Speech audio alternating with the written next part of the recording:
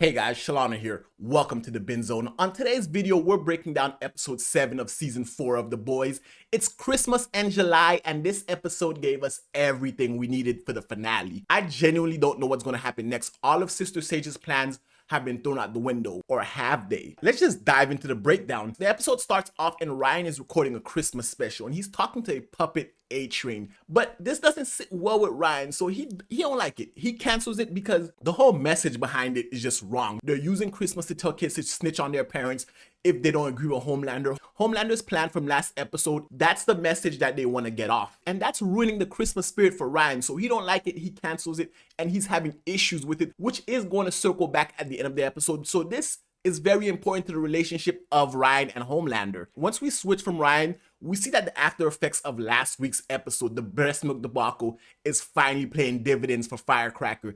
She's in a meeting with Homelander. Sister Sage came and thought the meeting was at 11. But remember what I said last week? Because of the whole breast milk situation, the power dynamics have now shifted. Homelander's right-hand man, or right-hand boob, I should say, is now Firecracker, and Sister Sage is the odd man looking out. She was smart, but not smart enough to predict that Homelander would sell her out for some breast milk. I mean, that's just the game, baby. Especially since they haven't found the leak yet. Now, I've been saying for the past few weeks that Sister Sage knows that A-Train is the leak, but because it's not coming at Homelander at the speed that he likes, they kind of push Sister Sage out the window. But this was also part of Sister Sage's plan, because now A-Train is overhearing and he runs to tell the boys. And because Homelander never thought Sister Sage was smarter than him, even though he admits she's the smartest person in the world, he says she doesn't have the level of wisdom that he does. And we know Homelander ain't got no wisdom, but who gonna tell him? Cause I ain't trying to get lasered. Are you gonna tell him? After A-Train overhears them and leaves, we find ourselves back with the Deep, and he's with his lover, Ambrosius. He's with his girlfriend, Hitta. Ooh, they're being sensual in bed. And then he gets a booty call from Sister Sage, and we all know how that goes. Octopuses are cool and all. They have 8 appendages so they can touch things in certain ways, but Sister Sage lets him do whatever. And she's human. So of course he's gonna go ahead and toss her back in the fish tank and head to Sister Sage, because no matter how much tentacles and how seductive the octopus can be, she was touching his gills. But she's not human, and nothing, I mean nothing, replaces human touch. Trust me. And now we find Hughie and Starlight FaceTiming Starlight's mom, and the after effects of the entire season comes piling out, because we know her mom is a Christian conservative, and the whole termination, let's call it, the whole termination debacle is a thing that's kind of shamed her from the church, shamed her away from her social circles, and now she's passing on that shame to Starlight.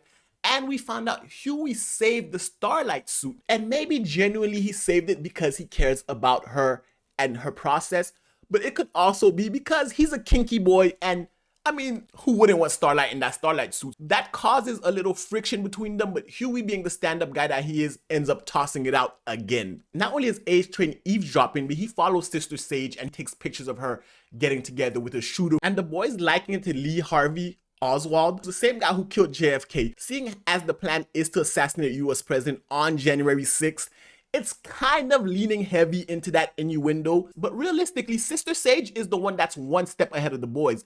This entire time, like I've said before in my past videos, she's been feeding them the information. I knew it from the get-go, and now it's totally obvious. So A-Train brings the pictures to the boys, and now they have a target.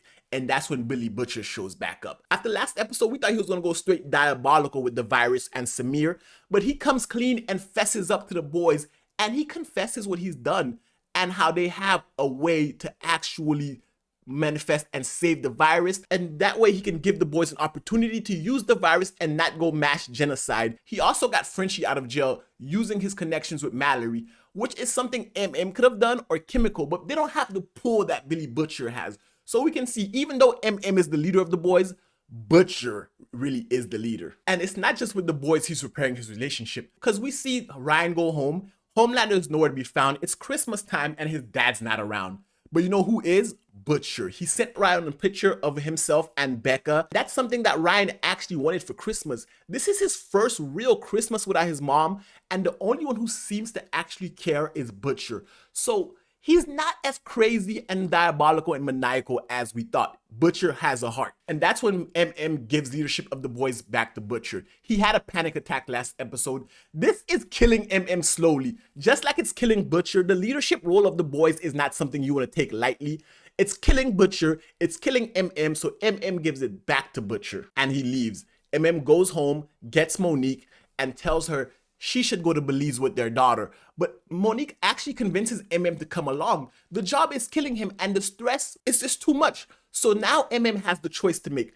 Does he continue to fight or does he live happily ever after with his family? And can you live happily ever after with your family when Homelander is the biggest threat in the world and he can be anywhere in an instant? A-Train then makes his way to Ashley's office and we see Ashley is mourning Cameron Cole. Not only did she lose Cameron Cole, Ashley also lost Tek Knight. So everyone she had somewhat of a relationship with, she's losing. So she fires her assistant because anyone who stays around Vought and Homelander for too long is going to die. And she tries to get A-Train to run away with her, but A-Train knows the truth. You can't really run away from Vought, so they have to figure out a better plan to get rid of Homelander. They just can't run away from their problems, even though A-Train's power is specifically designed to run away from your problems. But A-Train knows that they're getting close to him. He keeps feeding information and every leak they keep catching is not the leak. So he's also panicking. And with the information he gave the boys, Butcher, Huey, and Annie make their way to find the shooter. And it's during that time that Butcher's condition starts to flare up again. And now we have a conversation between Butcher and Kessler.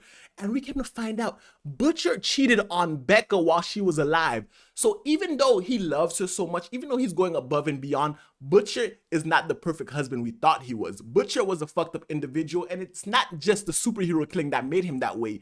It's just who he is. It's in his nature, most likely because of how he was raised with his dad.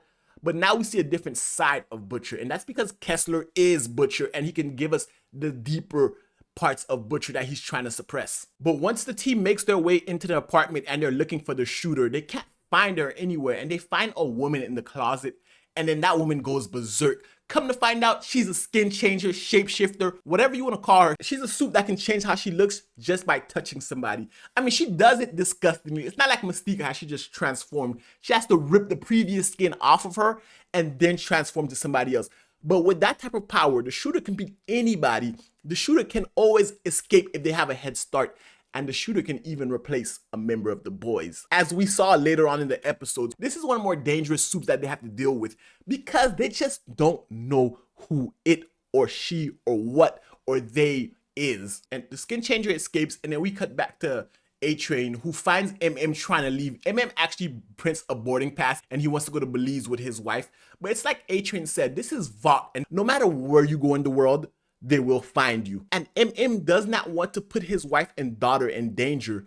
So what is he gonna do? Because just going to Belize and running away from your problems is not going to solve anything, especially when the most powerful corporation is after you and the most powerful hero who has ever lived is after you. Back at the lab, Frenchie brings lunch for Samir because Samir needs to finish this virus and Frenchie's going to help him. Even though Samir's complaining that the conditions are not the best, like Frenchie told him, he's done more with dollar store material than what he has given Samir. So Samir better work on that virus.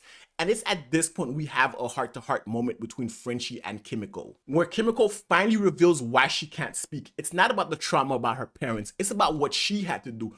Her and Frenchie are so much alike. This relationship, this dichotomy, these two characters gravitate towards each other. Kimiko can't speak because of the death fighting she was doing, and that's a callback to earlier in the season. Remember that other girl she was fighting, that other Asian girl she was fighting earlier in the season? That's one of the people she grew up with. That's one of the people she fucked up. That's one of the many sins she's also committed.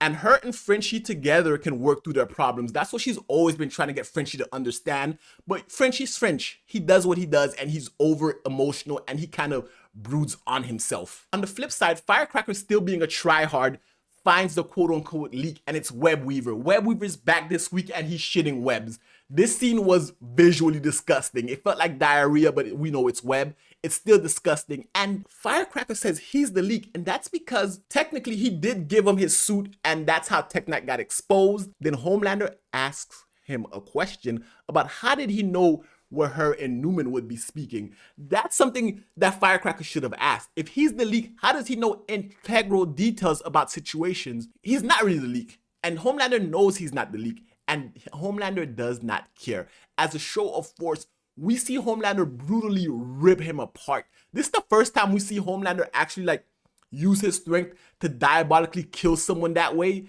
It's wow. He just ripped him apart like paper. And that scared the shit out of Firecracker because she knows Homelander's not one to mess with and he can do that to you. So now she's walking a tightrope. This information's wrong, but she does supply him with his everlasting breast milk. So it's kind of a catch-22 for her. She needs Homelander to be relevant, but at the same time, the longer you stay around Homelander, the more likely you are to die. And speaking of death, the Deep comes back to his room and he's talking to Ambrosia and he realizes it's over between him and the octopus. It's over. They have an argument. He smashes her tank open, leaves her without water, closes the door and lets her choke and die. And the Deep is so fucked that he sits there and listens to her as she slowly dies and grasps for air. This is someone he said he loved. This is someone that was pleasuring him when the world turned their back on the Deep. Granted, she is an octopus, but still, she had your back. She was your ride or die, and you let her die to fuck Sister Sage.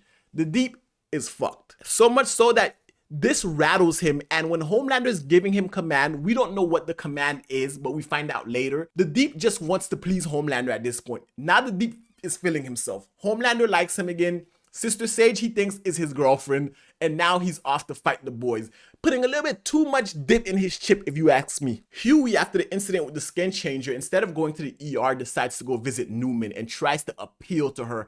And we find out that even Newman did not know about the concentration camps, the internment camps, the prisons. And what is she gonna do? What is anyone in this show going to do in the face of Homelander? That's essentially what she's telling Huey without telling him. I didn't know this plan, but I can't turn my back now. We're in too deep. Everyone feels like they're in too deep. So we're starting to see a common theme of this season, and that's we're all in too deep. And the reason we're in too deep, no pun intended, is because of Homelander. Speaking of in too deep, the Deep and Black Noir make their way to the boys' HQ, and now it's an all-out brawl. Butcher and Starlight versus the Deep and Black Noir, and things get crazy. We're confirmed Black Noir can fly, but he also has narcolepsy and falls asleep in the middle of the battle. And because Butcher did not follow through with the plan to make the virus airborne, Kessler abandoned him, and now Butcher, without powers, with his own sickness, has to fight Black Noir. And I'll keep it a buck. The boys are getting their ass whipped until A-Train and MM shows up. Yes, A-Train shows up, and now the Seven knows he's the leak.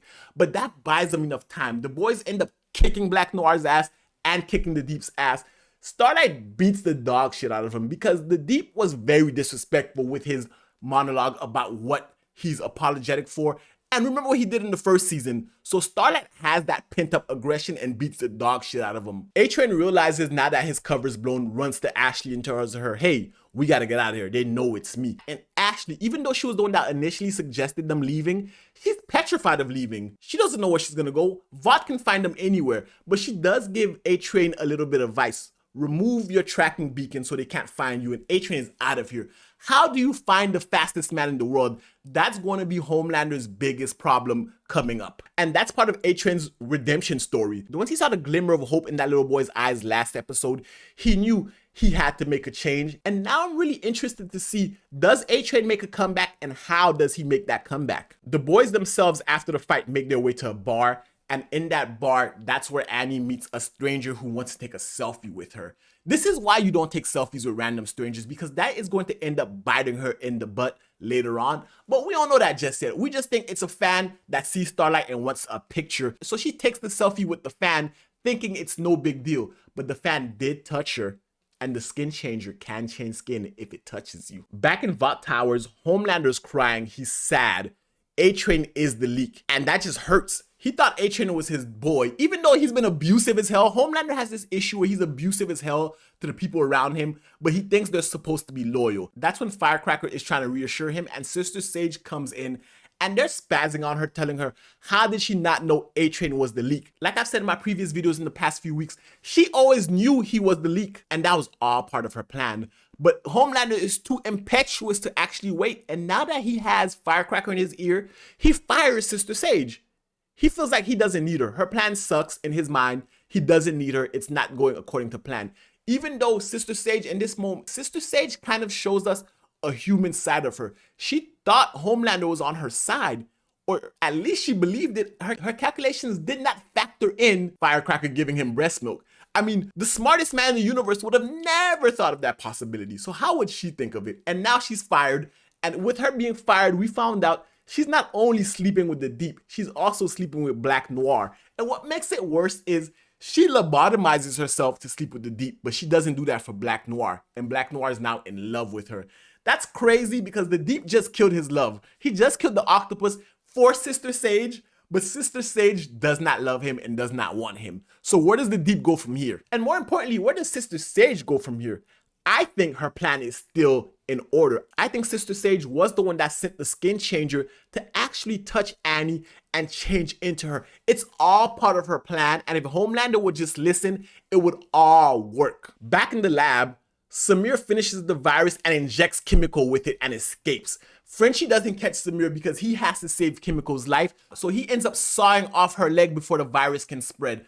This is gruesome, but we know Kimiko can heal, so eventually her leg will grow back, because we saw earlier in the season when she had the little baby hand and she was like this. We saw that earlier in the season, so we know her leg is gonna grow back, but now Samir's gone. But it's not all for naught, because with Kimiko's leg, they still have the virus, kind of like how Butcher had the sheep head earlier in the season. So even though the boys feel lost, MM steps up and tells them, hey, we have the leg, we still have the virus. It may not be strong enough to kill Homelander, but we can kill Victoria Newman with it, and he brings up their morale. That's why the boys works as a team.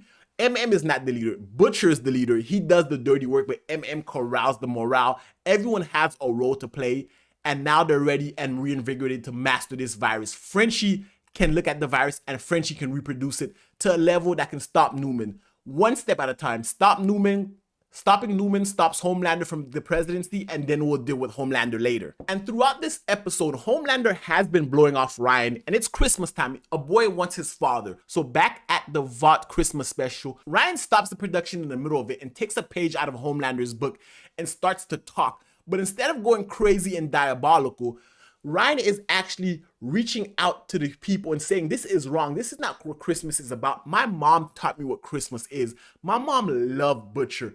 Butcher is slowly becoming Ryan's favorite person in the world over Homelander. And that's because even though Homelander is busy and Butcher is busy, Butcher still finds ways to show small acts of kindness to Ryan, giving him a Christmas gift. Small sentimental things, not lavish lifestyles and commercials like Homelander. Homelander is treating Ryan like someone would treat him, as opposed to treating Ryan like an actual child. And that's when Ryan says he's not doing this anymore, and that gives Butcher hope. And that's when Butcher talks to Kessler. That's why I'm not going genocidal, because there are good soups and Ryan can be a good hope for us all. But then Butcher passes out, and I feel like that's Kessler doing that. With Butcher passing out, Kessler may be able to actually take control of his body and do what he needs to do, get the virus airborne, release it during the presidential January 6th. And yeah, that's something we do have to look out for.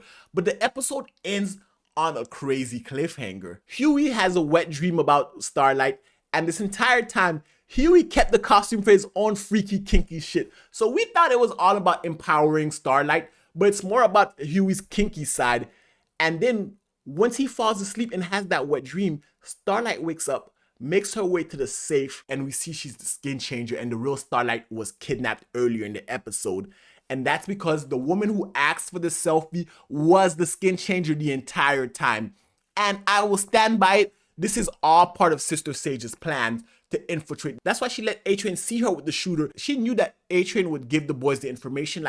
She knew A-Train would give the boys the information and they would go after the Skin Changer, and now the Skin Changer can turn into one of them, specifically Starlight. And now if Starlight assassinates the president, that's some deep state level conspiracy, and they can frame her for that because they're already using her as the public figure for all things wrong with America. But guys, that's just my breakdown of The Boys Season 4, Episode 7. I'd love to hear your thoughts about the episode in the comments section below. And if you liked the video, give it a thumbs up, hit the subscribe button, and until next time, binge on.